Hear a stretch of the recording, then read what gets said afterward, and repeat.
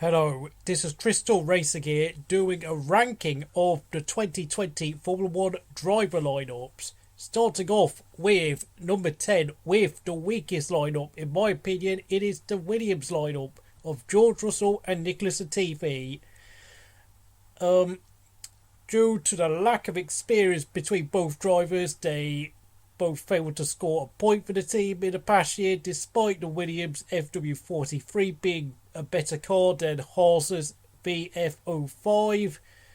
And of course, between the pair of them, they had a very fairly low average ranking between the pair of them, with Russell being ranked 13th on my drivers list and Latifi down in 17th. Of course, Russell is called Mr. Saturday, but his race pace in the Williams needs to be sorted out, and his teammate Nicholas Latifi lacks all-round qualifying speed and is poor in the wet.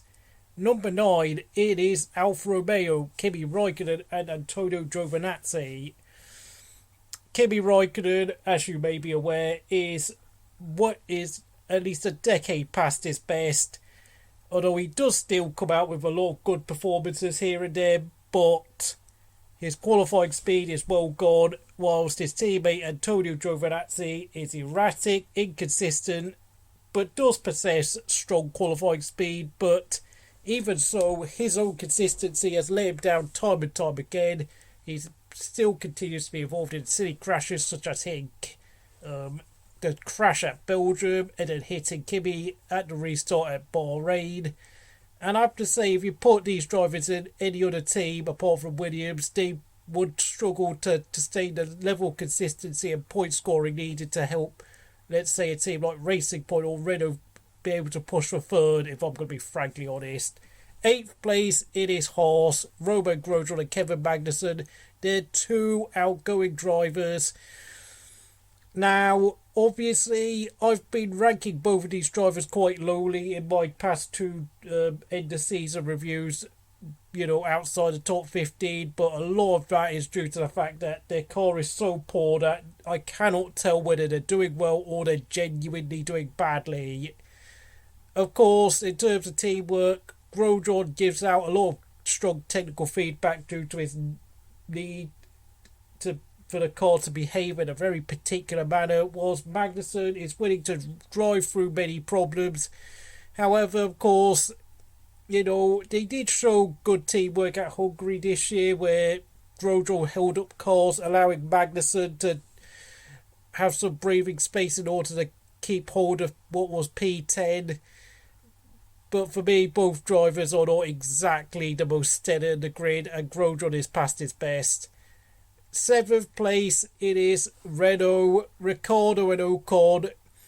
Whilst both do possess a lot of speed, with Ricciardo right on top of his game, it has to be said this season, the teamwork between the pair of them has actually been quite mediocre, with Ocon being guilty of holding up Ricciardo, particularly at Austria and Bahrain and two other races I can't remember, but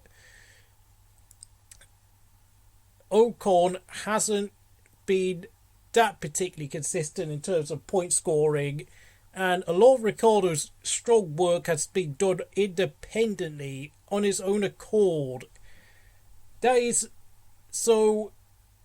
I will say this: Alonso will be a lot more urgent and a lot more vocal on the radio next season when he gets held up behind Ocon, and Ocon will have to oblige at all costs in order to keep any hope of staying in Formula 1 for 2022. 6th place, it is Red Bull, Max Verstappen and Alex Albon.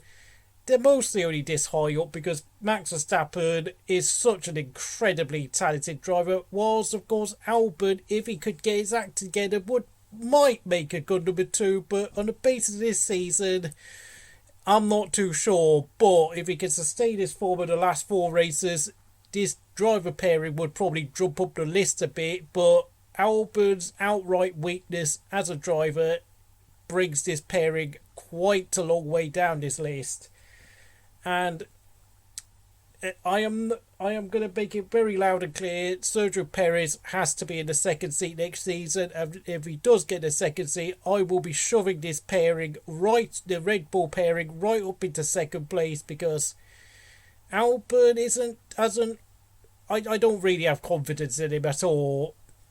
Fifth place, it is Racing Point. Sergio Perez and Lance Stroll did a very good job this season, getting P4 for the Racing Point team, soon to be renamed Aston Martin for next year.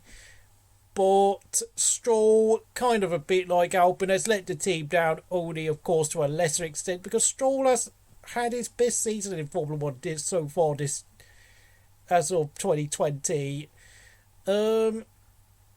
Yeah, I mean, to be fair, neither of them have held each other up. I mean, when one has struggled, the other one has risen to the challenge, and it's pretty much worked out very well. Although, of course, in the second half of the season, it was all Perez. And while Stroll has sort of been a bit mediocre recently, when he was struggling at Turkey, he let Perez by and didn't cause any fuss. So, I suppose it's a fairly decent pairing, to say the least. Fourth place, it is AlphaTauri, Gasly and Kvyat. For me, such an underrated pairing.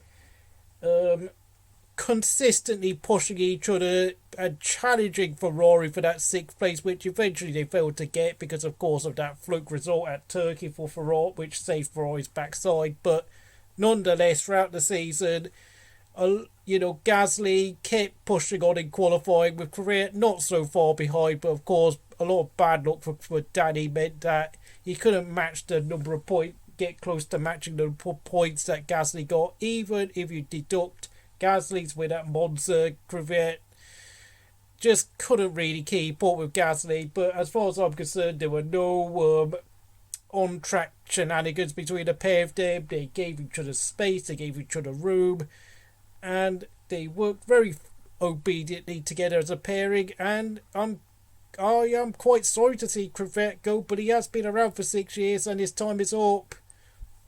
Third place, it is Ferrari. Charles Leclerc and Sebastian Vettel. Yes, I know they've hit each other two or three times in their 2 years as a pairing, but in terms of outright driver strength, they are so strong.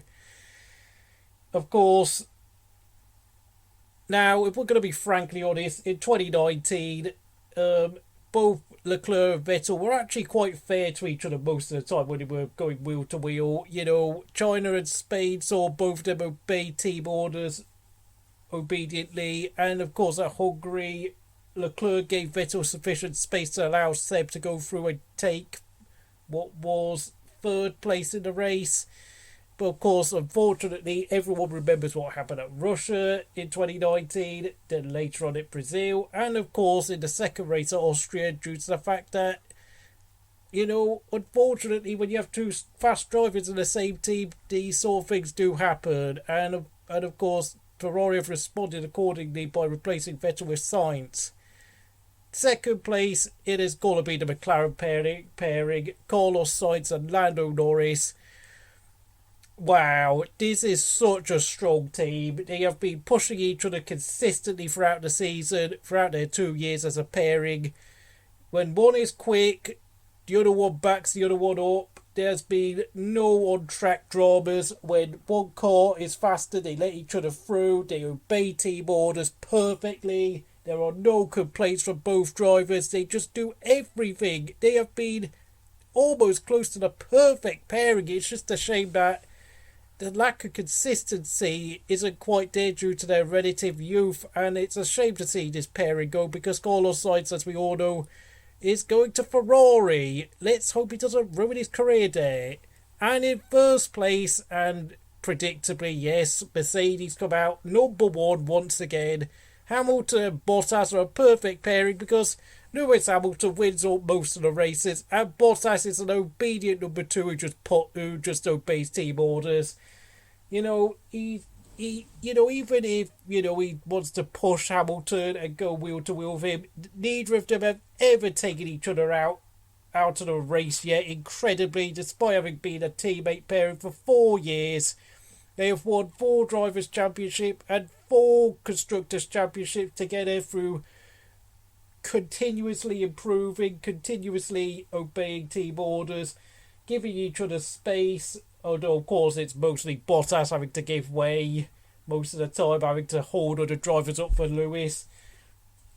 But the fact of the matter is, when Bottas has been getting punchy and when he's been trying to go out to win races, Hamilton has mostly taken on the chin and hasn't, has refused to do anything like he did with Rosberg, because in truth, Hamilton knows that Bottas is not really ever going to threat him over the course of the season, so Hamilton has been very fair and sporting towards him, hence why Mercedes are such a pleasant atmosphere and why Bottas and Hamilton will be a teammate pairing for a fifth consecutive season next year.